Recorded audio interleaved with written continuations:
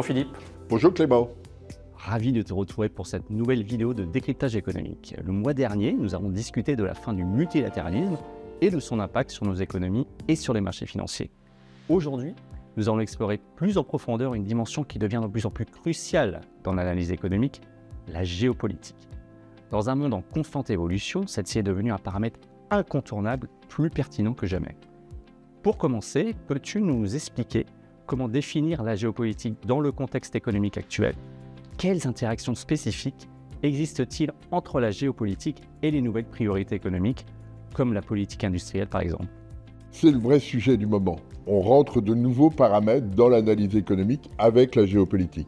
Alors, si on fait un peu d'histoire, remontons dans les années 50-60, il y avait à l'époque une géopolitique très forte, un affrontement de blocs, les États-Unis et les pays occidentaux, l'URSS et ses pays périphériques. C'était une dimension purement politique. On n'échangeait pas beaucoup d'économies à l'époque. Puis Reagan est arrivé, le mur de Berlin est tombé, la Chine est entrée dans l'Organisation mondiale du commerce en 2001 et la situation a basculé vers l'économie. On est rentré dans une phase de globalisation qu'on pourrait appeler de géoéconomie. L'idée était d'appliquer les mêmes règles pour tout le monde et de profiter de toutes les opportunités. Et depuis une petite dizaine d'années, eh bien, le balancier a changé d'allure. On revient sur des dimensions géopolitiques, c'est-à-dire des dimensions plus locales. On s'interroge sur la façon dont on peut faire de l'économie, on peut faire de la politique, non pas pour le bien-être du monde, mais pour son bien-être personnel, du pays bien sûr. Et ça a un impact très fort. Du temps de la globalisation, de la géoéconomie, eh bien, les banques centrales avaient un rôle majeur. Il fallait créer les conditions pour que tout le monde en bénéficiait, et tout le monde en a bénéficié. Le revenu par tête dans le monde entier a augmenté de façon significative. Avec le retour de la géopolitique, eh bien, les décisions sont plus locales. On voit apparaître on a vu réapparaître plutôt des notions telles que la politique industrielle, qui sont des situations où on dit, eh bien, il faut qu'on développe notre industrie localement. Ça n'est plus, je vais développer en Chine, en Asie ou ailleurs, c'est localement, je veux le faire. C'est l'Inflation Reduction Act de Joe Biden en août 2022. Et donc, on est dans une situation très particulière aujourd'hui. On est toujours très interdépendant sur le plan économique, mais on a une dimension politique, géopolitique, très forte. Et c'est cet arbitrage, cette nouvelle construction qui va créer le chemin dans lequel on va s'inscrire, mais qui est très nouveau par rapport à ce qu'on connaissait. Alors sur cette base, peux-tu nous expliquer comment la géopolitique a évolué ces dernières années et pourquoi elle occupe une place de plus en plus importante dans l'analyse économique ? Ce qui est important, c'est de voir pourquoi les choses ont basculé, effectivement. Il y a quatre critères, 4 grands éléments. Le premier, c'est la sortie de la pandémie et les pénuries qu'il y a eu juste après. D'un seul coup, on s'est rendu compte qu'on n'avait plus de paracétamol, qu'on était dépendant des semi-conducteurs chinois, etc. Et donc, les politiques, en Europe, aux États-Unis ou ailleurs, se sont dit, il faut que je produise plus localement pour être moins dépendant de ce qui peut se passer en Inde, en Chine ou ailleurs. Donc ça, c'est la première étape. La deuxième étape, c'est de se rendre compte aussi que la globalisation avait eu des effets un peu pervers sur certains types d'emplois, des emplois peu qualifiés. Ça avait eu des effets aussi très importants sur les inégalités. Donc tous ces éléments ont fait réfléchir les politiques, les économistes, sur la façon dont la globalisation avait évolué. Il y a un troisième facteur qui est l'arrivée de Xi Jinping en Chine, qui a apporté une dimension beaucoup plus politique au message chinois. Et puis le dernier point, qui est à mon sens le plus marquant dans la durée, c'est la rivalité entre les États-Unis et la Chine sur le plan technologique. D'un seul coup, on s'est aperçu que la Chine devenait un rival des États-Unis sur le plan technologique et que les Américains ne pouvaient pas rester les deux pieds dans le même sabot en disant qu'il fallait retrouver un équilibre. Et c'est ça le vrai changement. C'est-à-dire que d'un seul coup, les États-Unis ne sont plus leaders systématiques et la Chine a aussi une dimension politique. Xi Jinping veut imposer un certain nombre de choses dans le cadre international. Et donc, on a ce nouvel équilibre qui s'opère. Et donc, ces 4 facteurs ont joué, chacun avec leur pondération, dans ce changement de perception du monde. D'un seul coup, on ne veut plus dépendre autant du reste du monde. Il faut qu'on produise localement et avec un contexte qui n'est plus le même. Je ne suis plus, moi, américain, le leader sur la technologie. D'autres veulent prendre le relais et à moi de me battre pour que les choses évoluent. C'est cette dimension géopolitique. D'un seul coup, on n'est plus dans l'économie. Je vais investir en Chine, au Vietnam ou ailleurs pour en profiter. Non, j'ai plus envie d'investir en Chine parce que d'un seul coup, eh bien, les Chinois pourraient me concurrencer et j'ai pas envie de ça. Alors en prenant un peu de recul, quels sont les défis et les opportunités que cette nouvelle dimension géopolitique pose pour les décideurs économiques? Comment cela modifie-t-il la manière dont nous comprenons et prévoyons les tendances économiques à long terme? Comment nous concevons et développons des politiques industrielles et économiques?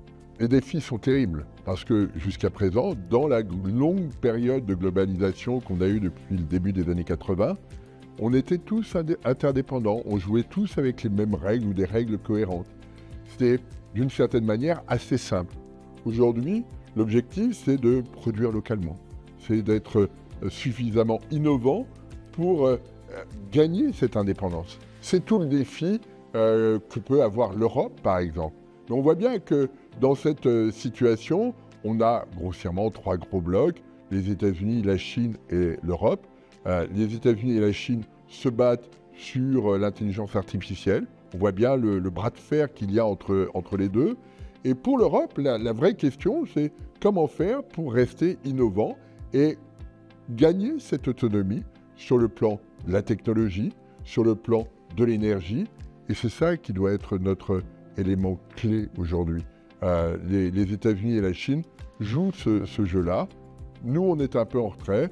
Les rapports Draghi, les rapports l'État montrent que l'Europe est un peu en retard sur ces questions. Et si on ne veut pas jouer en deuxième division, eh bien, il faut qu'on prenne la mesure des choix à faire, des innovations à faire. Et c'est tout le défi qu'a l'Europe aujourd'hui. On a une Europe qui reste très morcelée. On le voit dans toutes les discussions qu'il peut y avoir. Dès qu'on parle de politique industrielle, de politique militaire, on voit bien que chacun a un peu tendance à tirer la couverture à lui.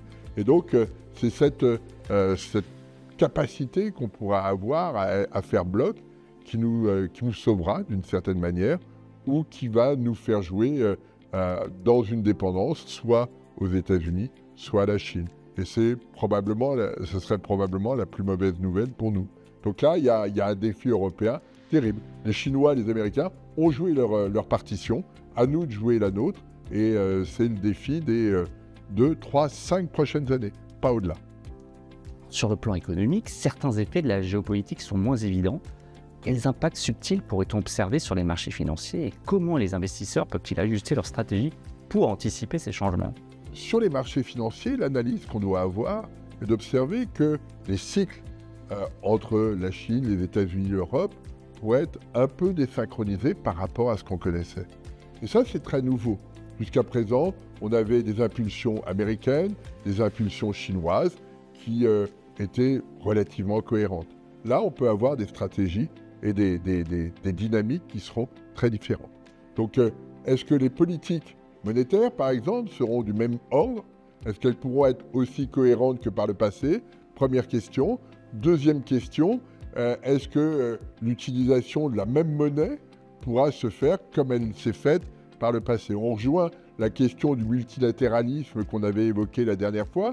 Le dollar était le bien public international qui a permis le développement des échanges et le financement de ces échanges. Est-ce que le dollar va avoir le même statut? Est-ce qu'on conserve le même statut? Ça, c'est une question qui est posée. Et si effectivement les économies sont un petit peu plus autonomes l'une par rapport à l'autre, est-ce que la dynamique des banques centrales sera du même type ou pas? On a des questions ouvertes sur ces aspects-là parce que on rentre dans quelque chose d'assez nouveau et peut-être de rupture. C'est une question qu'on va découvrir au fur et à mesure.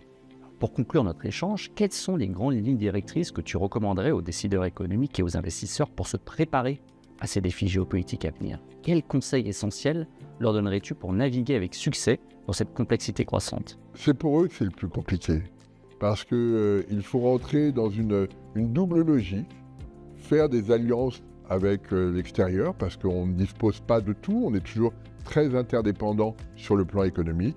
Nos téléphones, nos semi-conducteurs ne sont pas produits en Europe, mais il faut dans le même temps être suffisamment volontariste pour que localement on puisse développer une stratégie plus autonome.